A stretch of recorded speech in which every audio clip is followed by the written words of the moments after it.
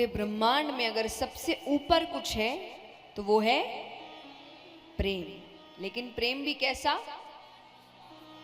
निस्वार्थ प्रेम, जिस प्रेम में कोई, क्योंकि स्वार्थ की कोई भी चीज, चाहे वो प्रेम है चाहे वो भक्ति है, अगर कोई स्वार्थ है तो वो तभी तक रहेगा जब तक आपका स्वार्थ पूरा नहीं हो जाता।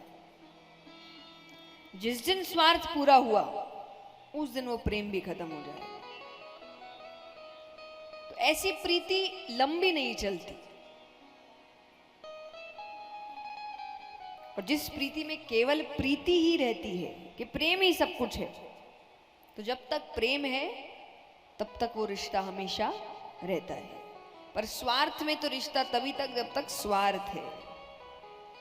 अब वो स्वार्थ कोई भी हो सकता है, चाहे मानसिक तौर का स्वार्थ हो, शारीरिक रूप से स्वार्थ हो, भावनात्मक रूप से स्वार्थ हो, लेकिन अगर स्वार्थ है तो वो स्वार्थ तक ही टिकेगा।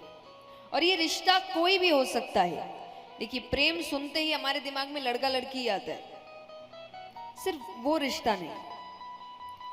तो अगर प्रेम किसी भी रिश्ते में है कि लड़के लड़की के बीच का रिश्ता है, पति पत्नी के बीच का रिश्ता है, भाई भाई के बीच का रिश्ता है, भाई बहन के बीच का रिश्ता है, माता पिता संतान के बीच का रिश्ता है, दो मित्रों के बीच का रिश्ता है, गुरु शिष्य के बीच का रिश्ता है, लेकिन अगर रिश्ता है तो प्रेम निस्वार्थ होना चाहिए, तभी वो लंबा टिकेगा। और निस्वार्थ प्रेम अगर आप कहीं से सीख सकते हैं तो किससे सीखे? भगवान से, गोपियों। लेकिन आज अगर सबसे निस्वार्थ प्रेम कोई निभा रहा है तो भगवान हमसे।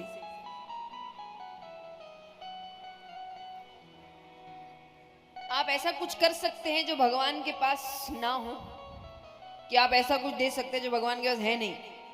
बताइए, कुछ भी नहीं। तो ऐसा कुछ नहीं है कि उनको हमसे फायदा है। कई लोग कहे कि भक्त होने का फायदा है, वरना भगवान उनको कौन मानेगा। आपके मानने ना मानने से कोई फर्क नहीं पड़ता। मैं हमेशा कहती हूं, वहां इलेक्शन नहीं होते। आप मानो नहीं मानो, भगवान तो वही है और हमेशा वही रहेंगे। मानने नहीं मानने से उनको नुकसान फायदा नहीं होता, हमको नुकसान फायदा होता है।